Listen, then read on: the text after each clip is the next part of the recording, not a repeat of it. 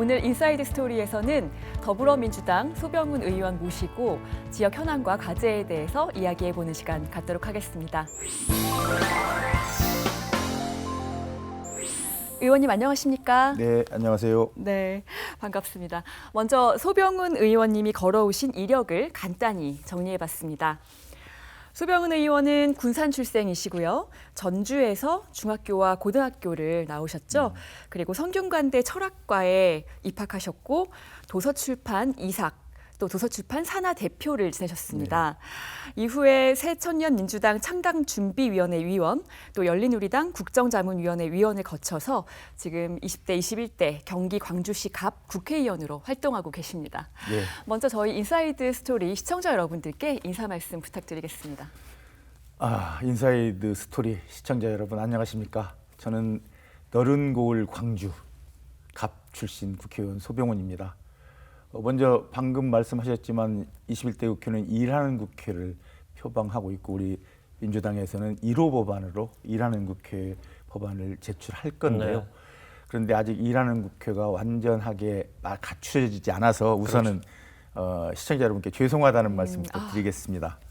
그렇지만 일하는 국회를 만들기 위해서 오늘 또 열심히 지금 하고 있고 저도 조금 전에 아직 우리 상임위가 완벽하게 갖춰지진 않았지만 국토부의 업무 보고를 듣고 지금 바삐 온 길입니다. 아무튼 지난 20대에 이어서 21대에도 국회에서 일할 수 있게 해주신 저는 우리 너른 고을 광주 시민들께 먼저 또 고맙다는 말씀 드리겠습니다. 예. 네. 자, 조금 과거 얘기부터 시작을 해보도록 하겠습니다. 앞서서 이력에 말씀을 드렸습니다만 군산에서 태어나셨는데 학창 시절은 전주에서 보내셨습니다. 학창 시절은 어떤 학생이었는지 본인이 좀 회상하는 학생은 어떤 학생이었습니까? 글쎄요, 뭐 평범한 학생이었죠. 근데 학생은 평범했는데 환경은 평범하지 못했던 것이 제가 초등학교만 군산에서 졸업을 하고 중학교 때 전주 북중학교에 진학을 했습니다. 지금 생각해 보면 그때 나이가 13살인데 13살 나이에 일단 부모님 떠나서 곁을 떠나서 하숙 생활을 시작했거든요. 예. 그러니까 참 그 나이에 어땠을까 지금 보면 그런 생각이 드는데 아무래도 집을 떠나 있다 보니까 이제 그 학교에서 우리 집에서 다니는 것처럼 활발하지는 못했습니다. 그렇지만 한편으로는 또 그 부모님이 안 계시니까 나름대로 내가 잘 알아서 해야지 하는 그런 생각을 했었기 때문에 좀 진중한 그런 학생이지 않았나 싶습니다. 아니 저는 근데 한참 이제 영양 섭취를 많이 하고 성장할 그런 청소년기인데 혼자 사시면서 잘 못 드셨을 것 같은데 키는 굉장히 크세요. 지금 제가 알기로는 당 안에서도 탑 5손가락 안 되는 키를 자랑하고 계시지 않습니까? 예, 지난 20대까지만 해도 가장 컸는데 누가 있습니까 또 근데? 송영길 의원 정도. 예. 이번에는 새로 들어오신 의원님 중에 저보다 큰 분이 있나 없나 아직은 확인 못 해봤습니다만은 아무튼 뭐 꼭 주는 것만 먹는 게 아니었으니까 어릴 때 저는 그리고 지금도 마찬가지로 식성은 참 좋습니다. 그래서 가리지 않고 먹고 있고 전주에서 또 중학교 고등학교 생활을 했기 때문에 전주 콩나물 유명하지 않습니까? 국밥. 예. 예, 저희는 이제 국밥보다 콩나물국을 많이 먹었습니다. 그래서 키가 쭉쭉 자라셨네요. 예, 하숙집 그 주인 아주머니께서 콩나물국을 자주 끓여주셨어요. 그래서 아마 이렇게 키가 많이 크지 않았나 싶습니다. 예. 자, 본격적인 이야기 좀 출발해 보도록 하겠습니다. 저희 인사이드 스토리에서는 키워드로 이야기를 나눠보고 있죠. 첫 번째 키워드가 좀 예상 바뀝니다. 학생운동. 저희가 이제 보통은 대학에 가서 뭐 동아리 활동이라든지 당시에 이제 정치 상황들이나 국내 상황들에 맞물려서 이제 학생운동을 보통 시작하게 되는데 고등학교 때입니다. 70년대니까 이제 유신 시절인데. 그렇죠. 고등학교 때 어떻게 거리로 나가셨습니다? 이제 고3 때였는데요. 그 당시에는 이제 예비고사라는 게 있었습니다. 예비고사를 일주일 앞두고서 어땠냐면 지금도 이제 그 날짜를 기억하는데 11월 21일, 1972년 11월 21일 날 유신 헌법이 국민 투표를 통과했습니다. 그리고 제가 11월 22일 날 그 통과된 바로 다음 날 저희 그 친구들하고 함께 데모라는 걸 했는데요. 물론 이제 그날 갑자기 만든 게 아니고 10월 유신이 발표된 즈음에 이제 저희 친구들 몇몇이서 그런 얘기를 좀 했습니다. 이건 우리가 알고 있는 것하고 다르지 않는가? 국회를 해산하고 뭐 일체 집회를 금지하고 그리고 당시에 비상계엄을 선포해놓고 예. 그런 상황이었기 때문에 저희 진짜 몇몇 친구들이 우리 이대로 가만히 있어서는 안 되겠다. 그리고 당시에 이제 모든 대학을 다 휴교 조치를 하고 그래서 누가 이 일에 항의할 수 있겠는가? 고등학생이라도 좀 해보자.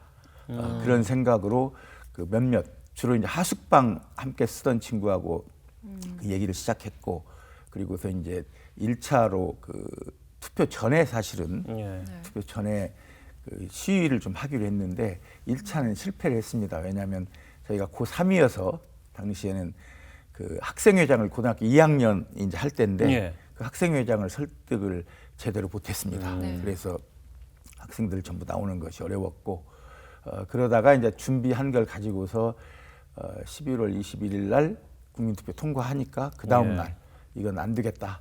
우리 이제 준비한 대로 하자 했던 건데 특히 더 그때 그 생각했던 건 당시에 국민투표가 국민이 91.5%가 투표에 참여했고 네. 찬성이 91.9%. 현실적으로 그게 가능한가 이런 그게 의심이 드는 이제 상황인 거죠. 우리가 학교에서 배울 때는 공산국가에서나 있는 일이다 네. 이렇게 배웠는데 예. 뭐 그 정도로 그 아주 뭐랄까요 일방적인 선거였고 그리고 모든 국민들의 눈과 입, 코를 귀를 다 막아놓고 하는 선거라 그때 참 그 입시를 앞둔 시기였는데 앞뒤 생각하지 않고 아마 그런 일을 한 것 같습니다. 네. 어릴 때부터 부모님과 떨어져서 학습 생활 하시고 하다 보니까 아주 일찍 철이 드신 것 같아요. 그리고 사회 문제에도 훨씬 일찍 좀 관심을 갖게 되신 게 아닌가 생각이 드는데요. 저희 인사이드 스토리의 숨겨진 비화를 들어보는 인사이드 스토리 시간입니다. 의원님께서 그 10월 유신 때 최초의 데모 주동자이자 네. 또 최초의 재적 학생이라고 들었거든요. 예. 여기 좀 숨겨진 이야기들 들려주십시오. 이 앞선 그 일 때문에 제적을 당하신 예. 거예요. 그러면? 예. 그러니까 이제 지금도 가끔 이제 그런 얘기를 하는데요. 예. 고인이 되신 돌아가신 김근태 선배께서 그 당시에 이제 80년, 90년대 어느 자리에서건 그런 소개를 할 때 그렇게 했습니다.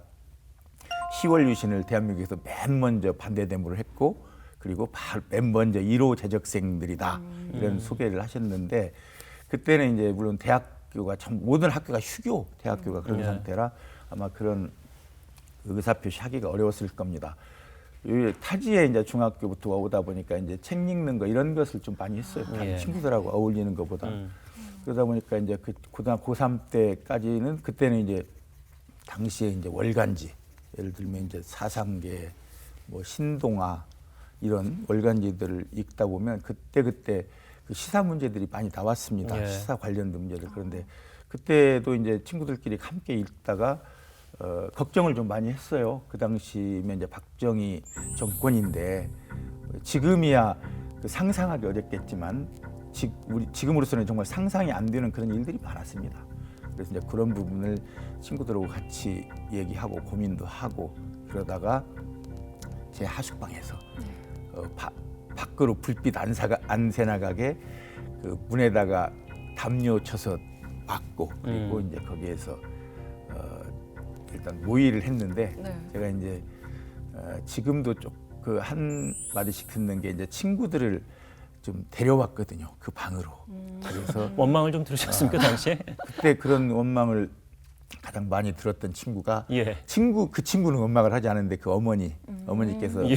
많이 연명하셨던 게 그때 이제 공부를 뭐 학교에서 1, 2등 하고 아주 잘하는 친구인데 네. 그러면 뭐 그 당시에 뭐 어느 대학 어디든 갈 수 있는 친구고 근데 그 친구가 이제 제적을 함께 당했죠. 그래서 많이 원망도 했을 텐데 부모님이. 근데 다행히 또 그 다음에 서울대학교를 수석으로 입학했어요. 재수를 하게 된 거죠. 그럼 어쩔 수 재수를 없게. 했죠. 예. 학교 시험을 못 봤으니까. 예.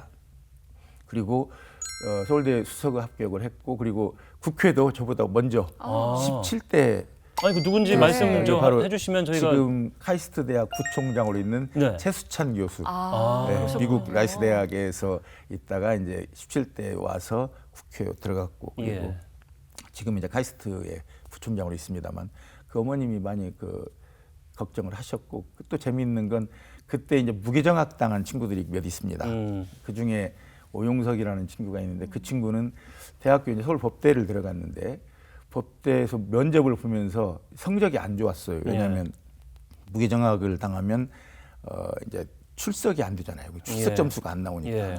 그러니까 이제 성적이 뭐 한 10등, 20등으로 갔을 텐데 그 선생님이 그 면접관이 아니 이 성적을 가지고 서울 법대를 오겠다고 그랬다니까. 예. 근데 이제 시험을 봐서 들어갔고. 예. 그렇게 근데 초반에 당시 그 친구들 이름 이렇게 줄줄이 이렇게 부셔도 됩니까? 그러면 지금이야 다 이제 나이도 웬만하고 네. 오히려 이런 것들이 자기 자식들에게는 예. 우리 아빠가 과거에 우리 이웃을 생각하고 우리 사회를 생각하는 그런 학생이었구나. 네. 오히려 뭐 정작이 소 의원님이 그 당시에 그런 일련의 과정을 하고 있다는 걸 부모님이 언제쯤 아셨어요? 제적당한 그 제적 시점에 당할 알았어요? 때 예. 이제 저희를 그때 이제 기억이 어렴풋이 나는 것이 아주 추울 때였습니다. 추울 때였고 그때 이제 그때는 그 대공 분실이라는 게 있었어요. 그렇죠. 지하실에 끌려 들어갔는데 아. 이제 들어가자마자 그 수사관들이 하얀 벽에 이제 자국들이 있는데 자국들이 이게 핏자국. 공포감을 이게 조성하기 뭔지 위해서 아느냐? 그런 거죠. 예. 그러고서 밤샘 조사를 받고 이제 또 학교로 왔는데 그때 이제 저희 아버지가 학교에 오셨습니다. 네. 군산에서. 그리고서는 이제 아무 말씀 안 하시다가 이제 끝나고 내려가면서 그런 말씀하셨어요. 예. 걱정 마라. 내가 너 학교 못 보내겠냐. 그런 말씀하시더니 그냥 의연하게 가셨습니다. 네. 그때만 해도 아버지도 자식에 대한 기대가 컸었죠. 이제 제가 나름대로 고3 때 공부를 좀 잘 해가지고 예. 제가 다닌 학교에서는 이제 뭐 대학교 그때로 치면 이제 서울대학교도 많이 가던 때라 네. 마음 놓고 계셨는데 대학도 못 가고 그러니까 많이 그 실망은 하셨지만 그 나쁜 짓은 안 했다 이런 말씀은 하셨던 것 같아요. 참 그 굉장히 긴 시간이 지난 이야기이기도 한데 당시에 제가 회상을 이제 추억하면서 또 편안한 말씀으로 해주셔서 그 친구분들이 또 이 방송을 보면서 그 추억에 적고 살아온 날들을 이렇게 회상해 보지 않을까 또 이런 생각도 해봅니다. 그러니까 제가 날짜를 정확하게 기억하는 것이 지금도 매년 12월 22일이면 만나자 이렇게 그런 친구도 있습니다. 그 지난번 서울시장에 출마했다가 안 됐던 친구도 있고 성함 뭐 그 말씀하셔도 친구는 이제 최규엽이라는 네, 친구인데 줄줄이 나오는군요. 그 친구들이. 예. 네, 그 친구는 이제 무기정학을 당했던 친구. 예. 같이 제적당했던 친구 중에는 이제 80년대 아주 유명한 사회과학 서점이 있는데 예. 논장 서점이라고 아마 80년대 대학 다녔던 사람은 다 알 겁니다. 그 논장 서적을 했던 박경이라는 친구가 예. 당시 함께 제적당했던 친구고. 예.